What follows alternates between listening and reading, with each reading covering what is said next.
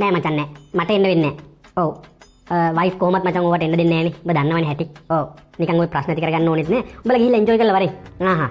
ඇයි මොකද්ද තියෙන්නේ? නෑනේ මේ පොඩි ෆන්ක්ෂන් එකක්. ඔයා ඉතින් කිව්වනේ නේ එන්න වෙන්නේ නැහැ කියලා.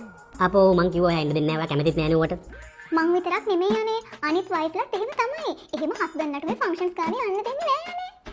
නෑ බබා උන් කොළඹ පොස් සෙට් එකනේ උන් මාරම අන්ඩර්ස්ටෑන්ඩින් එකක් තියෙන්නේ ඒ විතරක් නෙවෙයි උන් මාර අප්ඩේට් නේ ඔය කොළඹ ඔක්කොම පොස් සෙට් එක එහෙමනේ මාර නිදහසක් දීලා තියෙන්නේ වයිෆ් හස්බන්ඩ්ටයි හස්බන්ඩ් වයිෆ්ටයි මාරම නිදහසක් දීලා තියෙන්නේ උන් අර පොස්නේ බබා අන්න ඒකයි මේ මං කියන්නම් ඔයා ඔය ෆන්ක්ෂන් එකට මොකද කරලා යන්න දැම්ම කෝල් කරලා කියනවා එනවා කියලා කමක් නැද්ද ඔයා යන්න ඔයා ගිහිල්ලා එයාලා මොනවද කරන්නේ ඒක වැඩිපුර කරන්න හොඳද එයාලා නැටුවොත් ඔයා උඩට නටන්න එහෙම මේ මොකද අපි පොෂ් නැතුවද එහෙම සතන් වෙන්න බෑ කාටවත් අන්න ඒක තමයි බබා මට මේ ළඟකදී නම් තේරුණා දැන් ඔයත් පොස් වීගෙන එන්නේ කියලා ඔයාගේ දැන් මූණ හිම පොඩි අර පොස් පාටක් තියෙනවා අර නුවර ගතියක් නැහැ දැන් කොළඹ පොස් ලයින් එකේ එන්නේ හරි තව අවුරුද්දක් දෙකක් ඉද්දී ඔයා පොසේ පොස් වෙනවා ඔව් ඇත්තමයි